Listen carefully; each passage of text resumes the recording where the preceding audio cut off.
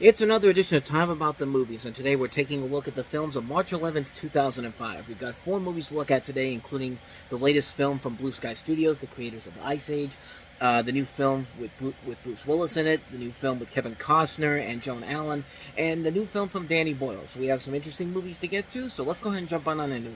Let's start off with the biggest new release of the weekend, and that is, of course, Blue Sky Studios' follow-up to Ice Age, Robots.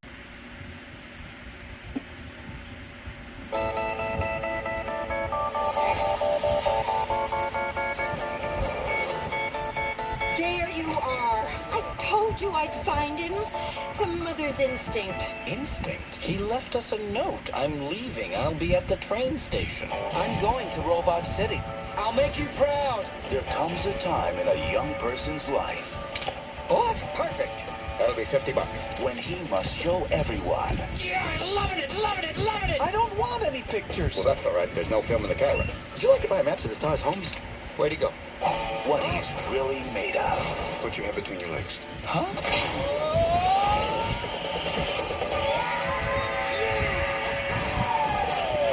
Whoops. There goes my stop. From the makers of Ice Age.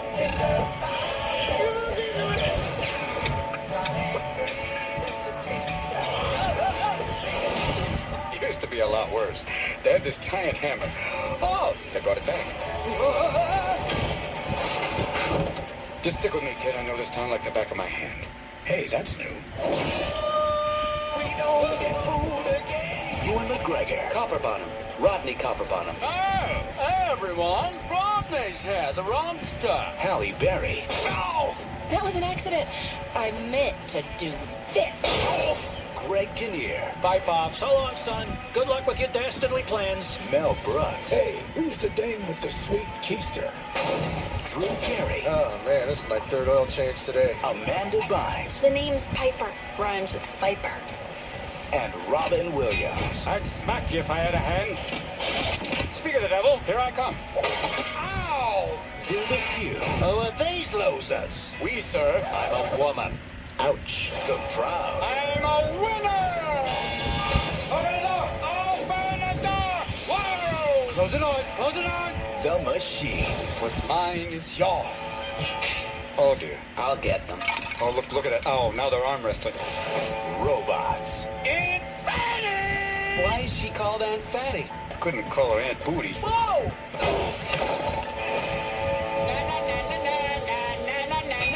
Whoops.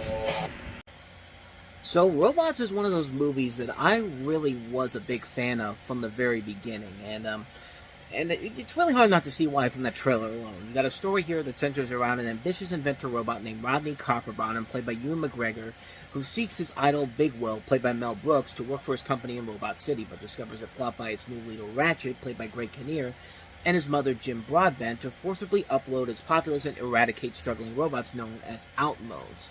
In addition, you have a cast that also includes the previously mentioned Halle Berry, Amanda Bynes, Drew Carey, Robin Williams, Jennifer Coolidge is also in there, as well as many voices. Like, this movie has a ton of voices in here, even for like little roles in the movie. Like, they're all over the place. Like, let's give you kind of a rundown here of the names that weren't mentioned in that trailer, but are definitely part of the film. Harlem Williams, Stanley Tucci, Diane Wiest, Natasha Lyonne, Paul Giamatti, Dan Hedaya, Jay Leno, Paula Abdul and Randy Jackson from American Idol, because this was on Fox at the time, Al Roker, Stephen Tobolowsky, James Earl Jones, Monica Bellucci, Vincent Cassell.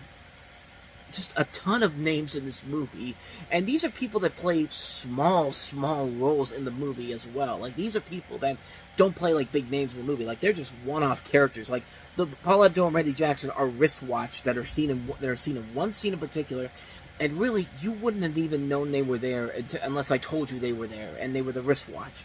Paul Giamatti's the puppet gatekeeper of Big World Industries.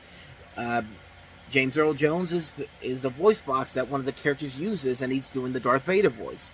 Like, it's random voice acting all over the place from all these different names in general, and yeah, this was back at the time when they did use the names to sell these movies. I mean, the animation didn't really sell the movies back then, but nowadays we kind of have gotten to the point where let the animation sell itself. Like you see in trailers now, they show you all the animation, and then when they get to the credits, they show you the names that show up at the end of the trailer, instead of just what they did back then. But the movie itself, though, is really, really good. It's a really inventive film. The creative world they set up here is really nicely done. Just the way the imagination of this movie is so incredible to look at. The Crosstown Express scene, where, Rodney meets Robin Williams' character, Fender. Like, that scene in particular is a ton of fun to watch. I was just watching it again to get ready to talk about this movie, man. And it still holds up to this very day. It's still an incredible, incredible scene in general that just works on so many levels, on a technical level, on a comedy level. This is a very good movie, man. The characters are a lot of fun. The main voice actors, I think, do a very good job of handling these roles in general. The comedy can be very funny. The story itself, kind of been there, done that type of stuff here. We've seen this story kind of done to death already, but it doesn't really hurt the film overall because it's doing a good enough job standing out on its own with the visuals and the comedy and the way that they do the action sequences and all here. Like, they are all very well done. Yeah, sometimes it can get a little too formulaic at times, but then there are times when it can be very progressive. It actually talks about, like, issues, like I said, it talks about the issues of, like, sort of kind of like gentrification, where you've got all these different robots who, like, the villain's big plan is that we're going to upgrade the populace and eradicate these robots that look like scrap metal and just make it too expensive for them to actually get new parts and all. Like, that's very topical stuff. Even 20 years later, that's still something you can take a lot from that. But yeah, I really enjoy the movie a whole lot. I think it still holds up very well after all these years. It's a very good film. It's probably one of my favorite films from Blue Sky Studios in general. And this was coming at a time when the movies they were making weren't as great as their first couple movies were. But this was before, kind of when they had that second renaissance, starting with with stuff like Rio, and then the Peanuts movie, and then Ferdinand, and then wrapping it up with Spies in Disguise. This is kind of that in between where they were more misses than hits in general. But when they were making their good stuff, they were actually putting a lot of effort into it, from the visual perspective, from the comedy perspective. A lot of it works. Sometimes the comedy doesn't work as well as it should, but for the most part, I really enjoyed the film a lot. I think it's a very fun film, a film that still very much holds up after all these years. It's definitely one of my favorite Blue Sky Studios movies, and it's one that I'm kind of glad they didn't go for. They didn't actually make a sequel to it, because they basically put the focus on the Ice Age franchise, which the next movie is an Ice Age sequel. Which I'm kind of glad for that, because contain this into one movie, I think is more than enough for this. It would have been cool to see them kind of expand on the world a little bit and do something a little bit different, but I don't know. Kind of after what I saw with Rio 2, I feel like it kind of would have gone that same pathway there. They're just recopying the last movie in general. So, in a way, I'm kind of glad they didn't do a sequel, but in another way, it still would have been cool to kind of see what they would do with another film in general. But again, I'm kind of glad they didn't go through with it and just focus more on other things like the Ice Age movies, which do get better from this point going forward. At least for the first couple of sequels they did. But we'll get to that one when we get to 2006 with Ice Age: The Meltdown. But I do recommend Robots a lot. I think it's a very good film. Definitely worth checking out. So with that said, let's go ahead and move on to our next movie, which is Bruce Willis and the thriller Hostage. We say we rename today Low Crime Tuesday. That's right.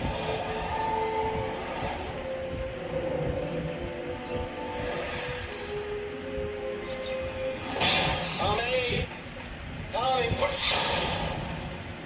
Who's gonna go to jail? This is Officer Flores with the Bristol Camino Police Department. We're answering silent alarm. Officer down! Officer down! Heads down, coming up here.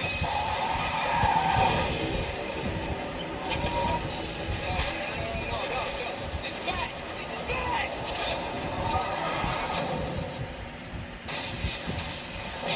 Next sergeant, pull your people back 50 yards! This is Jeff Talley. I'm with the local police. I want to hear that everything's okay.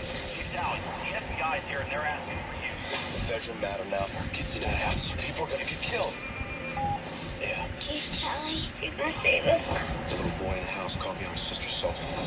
He's no longer in command here. Hey, you guys gotta come see this. We have a problem. I know. I'm watching it on TV. I know you're scared.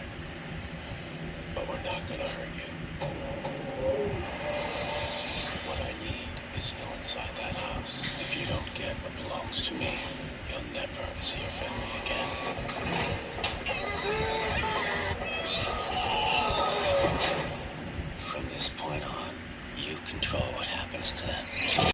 and then he goes on to star in Perfect Stranger. Not a good move on his part, but I digress. This is Hostage. This is based off of a book of the same name, and was adapted to the screen, with Bruce Willis starring as a police chief who takes place as the negotiator where the family of a wealthy accountant is held hostage by 3 teenagers. But all of a sudden, a situation pops up where they use that cop in particular to get inside the house himself, and basically the robbers are basically using his family as the hostage technique to get him to do the job for them. And this is one I did remember going to see in the theaters because I like Bruce Willis. I had just seen the Die Hard movies for the first time, and I wanted to see a lot more of his movies. So anytime a new film came out, I got optimistic and excited to see what he could do. And I did remember liking the film at the time. I hadn't seen it until I was getting ready to watch this again to talk about it on the show. And I did watch it, and honestly, I still like it, but I definitely see a lot more of the flaws to it than I did back in the day. Because there's a reason I kind of didn't want to watch it again after the first time I saw it. It does get kind of generic in terms of the story department and where it's going to go. I think it's a really interesting concept, though, where you have this cop who's basically, trying to stop these robbers from basically kidnapping this family and stealing all this stuff, and then they got to use the cop to get them to do their dirty work for them. It's an interesting idea, but the tonal shift, I think, is really where the film really does lose me. I think in general that the film really, it works for the first half. The tension is there in the first half of the movie, but then when they have to go to the second half, we have to have the big twist in the movie, it just really kind of falls apart at the end. And basically the movie has no idea what it really wants to be, basically turning one of the bad guys into just a straight up Hannibal Lecter type of person, because all he does is he just turns into a serial killer madman by the end of it. Like, he sets the house on fire, and he's seen as this dominant threat, and it's just nothing about what happens at that point ever comes into comparison to what actually happens within what this guy was like in the first movie. It's like there was a tonal shift that just really came out of nowhere, and it just really kind of ruins the ebb and flow of the film. And it's just like what are you guys doing? It really just falls apart at the worst possible time. And it's just so much of this movie could really work in the long run, but it just doesn't have enough there in the end to really do something that's outside the norm, and just kind of just does the same thing we've seen done to death so many times. And it's just it kind of falls flat pretty much. It falls flat on what could have been what was a really good first half in general, and just really just falls apart after that. And it's just absolutely pointless. It's a film that just becomes so pointless by the end of it, and it's just I really felt let down by watching it again. I still enjoy it for the most part for the first half, but the second half is really where the film starts to really take its toll big time and just kind of falls apart at the seams fairly quickly. So, yeah, overall, I still like the movie, but there's a reason why I haven't seen this movie in nearly 20 years, and probably why I won't probably check it out again for a long, long time, because it really is not a good film. I mean, it is a good film, but it's just one that I think for a one-time watch it's fine, but don't expect to watch this on multiple occasions afterwards, because, yeah, it's just not worth it to watch it more than once. At least I think it isn't, so. So let's go ahead and move on to our next movie, which is Kevin Costner and Joan Allen in The Upside of Anger. Enough now, I'm not going to pull any punches here.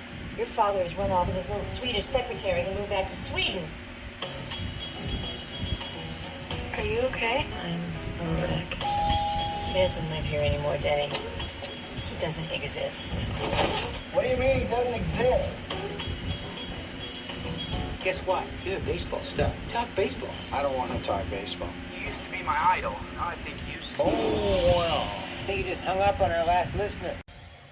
I've honestly given Kevin Costner kind of a bad rap in the last couple of weeks. A couple weeks ago on the Review Network Talks About, I talked about how I didn't like the fact that he keeps gambling these big budgets on movies that nobody really wants to see. And it's just this time, with this recent film he did, Horizon, it probably makes people feel like I hate Kevin Costner. I don't hate Kevin Costner in general. I've seen a lot of great movies where he really does show that he is a really good actor. And this is definitely one of those movies that I really like him in. I think he's very good in this movie. And in the film, you have Joan Allen, who plays a sharp-witted suburban wife who's left to raise her 4 headstrong daughters when her husband unexpectedly disappears. And things get more hectic when she falls for her neighbor, played by Costner, a once great baseball star turned radio DJ. This leaves her daughters out on a limb. They're forced to juggle their mom's romantic dilemmas as well as their own. And the daughters, some notable names in there, including Eva Rachel Wood, Alicia Witt, Kerry Russell, and Erica Christensen. This is directed by Mike Binder, who has made some films that we've talked about on here. Not many great ones in general, like Crossing the Bridge, Indian Summer, Blank Man. I don't think we covered The Sex Monster, and if I did, I don't really remember it. Yeah, I don't think I've ever talked about that one, but that was another one that he did. But this is probably one of his overall best films in general. It's a really good film. It's a really good romantic drama that really, with a lot of comedic elements to it, and it really takes this turn in the second act that doesn't really feel like it's anything we've seen done before. It's actually a very unique twist, kind of like the opposite of what happens with Hostage, but it feels like a film that you've seen done to death so many times. But then they pull that twist turn at the end of it, where it just really comes out. It really does feel refreshing and different, and it really does play it straightforward, like an adult setting. Like it doesn't really dumb down the audience's approval of the film or the way that they're expected to take this film. It really does feel much like a film that it is trying to do something unique and different with it. And I like the twist, and I like the change that they made with it. I like it's a twist that does come out of nowhere, and it's a cold, hard bit of reality. Like I've always said before, life has no happy endings, and I like the way that like the way that this movie has the balls to say, life has no happy endings. You just got to accept it. And yeah, the film does a very good job of handling that. I think it's a very good, solid twist ending that really does come out of nowhere, but it's just I give it a lot of credit for having the balls to go ahead and do that, and it does work itself very well to a T. It's a very good film. It's a very good movie that takes a lot of chances, and most part makes it work very well.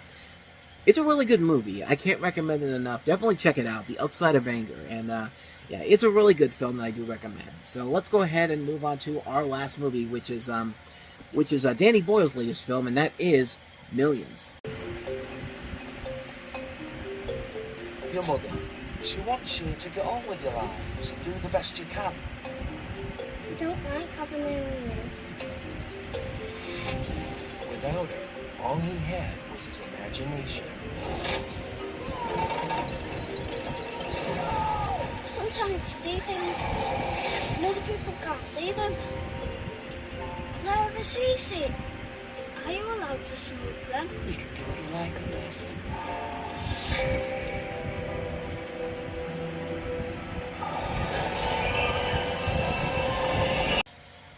It's funny because I was about to make a joke about how the box is like the box from SpongeBob, that episode where Patrick and SpongeBob have the box and they just create their own imaginary adventures, and I was about to make a joke of that. But as soon as I stopped that clip, the plot of the movie actually comes into play here, and I didn't really get to that point in particular, but this is a film where the UK is about to switch its currency from pounds to euros, giving a gang a chance to rob the poorly secured train loaded with money on its way to incineration. But during the robbery, one of the big bags falls literally from the sky on Damien's playhouse, a 7-year-old given to talking to saints.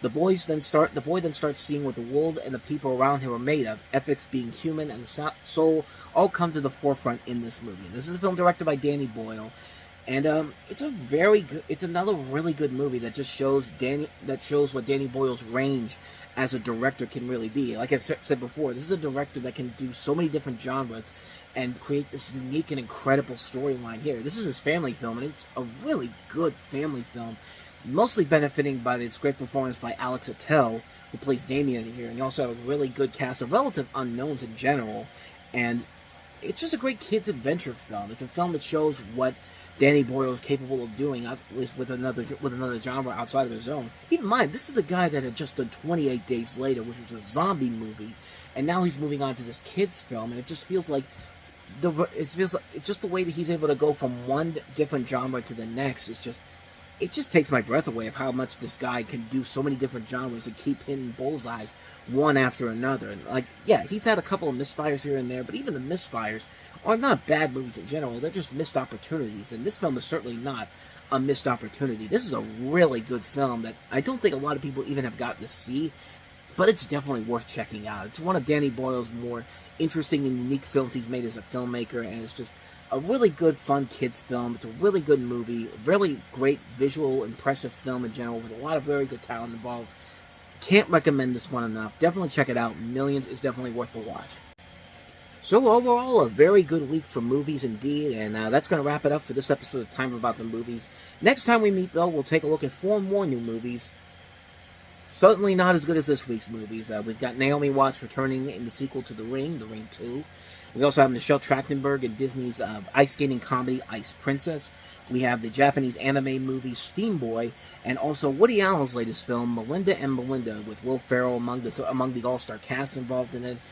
So we'll take a look at those 4 movies. We'll see which ones have worked the best, and then the ones that don't necessarily work as well as they think people were expecting. But we'll take a look at them on the next episode. But until then, thank you so much for watching, and if you want to see more videos like this, please hit the place on the next page, check out the previous episode, and also don't forget to hit the like and subscribe button if you want to see more videos like this on this channel. So, with that said, I am off. I will see you guys next time, and until then, as always, take care.